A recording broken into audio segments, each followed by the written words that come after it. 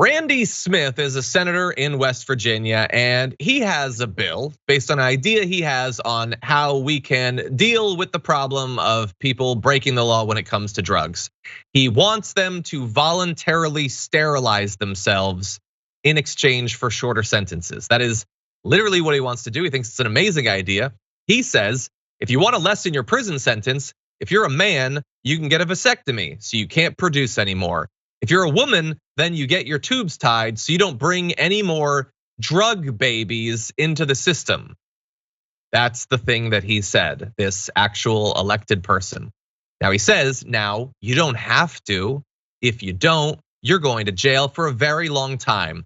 If you volunteer for the program, then you get a lesser sentence. And I'm gonna summarize the point that I made in our production meeting this morning.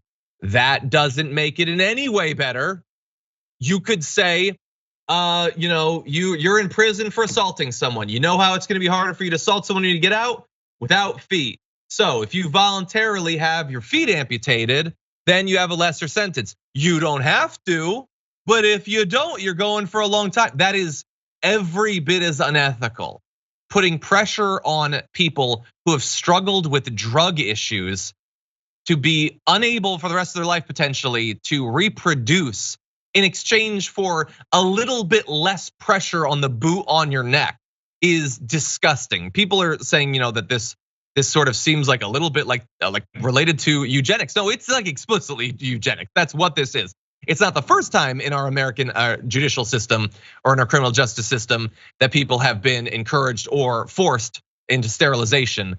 This guy wants to bring it back. Why not? They're bringing all of the greatest hits of more than a century ago back. What do you think, Jessica?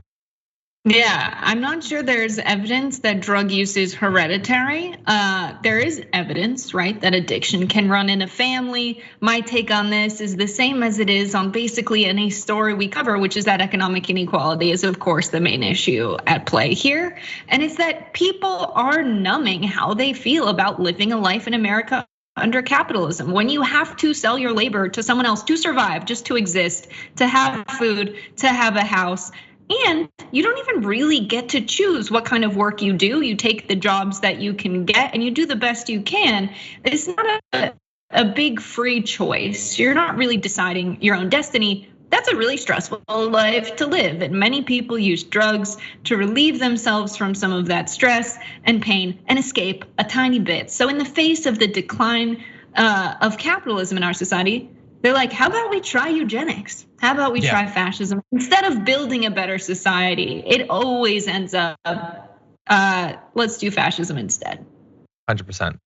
Yeah, and it's always gonna be for certain types of crimes and for certain types of people. I mean, I would worry that if you're committing tax fraud, how do I know you're not gonna teach your kids to be massive tax frauds? I think that people in prison for tax fraud should be sterilized, just so we don't have more fraud babies born into the system. Yeah, you'll notice that's not the sort of thing they normally, like you commit like major like financial crimes. They're not generally sterilizing you for that. By the way, here's a bit of horror for you on a Thursday. Forced sterilization remains legal today at the federal level, thanks to a 1927 Supreme Court case that has not been overturned, and good luck getting today's Supreme Court to overturn it. There are 31 states that have laws that allow forced permanent sterilizations, and let's have fun. Do you live in one of these states, everybody? By the way, I do, so that's fun. Hey, Jessica, you do too. There's forced sterilization allowed. By the way, it's not clear in Texas, although Florida does allow it. So there's only a couple places where it is specifically banned. Kind of seems like the sort of thing maybe we should work on here in California. But anyway, here in California, investigations revealed that 144 women were pressured into sterilization between 2005 and 2013, with little or no evidence that officials counseled them or offered alternative treatment, resulting in reparation payments as high as $25,000. And while the number of forced sterilizations performed nationwide will likely forever remain unknown, studies have shown that the vast majority of patients were women of color, along with poor whites and the disabled. No one is surprised to hear that, but just you might be surprised that it's still happening, like literally right now. I mean, we had, there was that ICE detention facility that got a lot of focus a year or two ago. But yeah, this sort of thing is not in our distant past, okay? It's still a part of our system. Right. So in many cases, you can be forced to carry pregnancy to term. You can be forced to have a baby. And in other cases, you can be forced to never be able to have children again in our very free, very great, best country on earth, the United States of America. We love that. Roll Tide, amen, hell yeah, brother. I mean, it seems crazy and like, it seems distant, like, oh, it's not real. Like it feels not real when you hear this stuff, they'll never enforce it.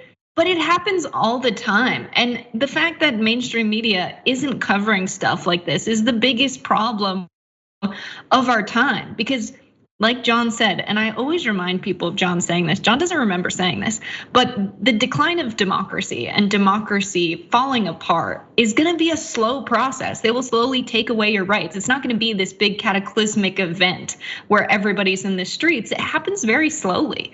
And it's not that we've ever had a great democracy to begin with, but we're going in the opposite direction. Things are getting worse instead of better. That's pretty clear.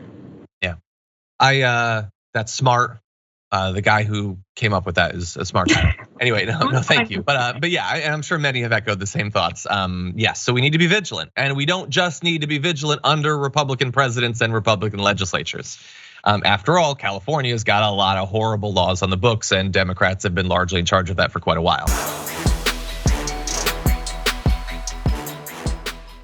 For more political news breakdowns, interviews, stories of activism, and me trying my hardest to care about the occasional big celebrity news story, subscribe to our YouTube channel at youtube.com/thedamagereport.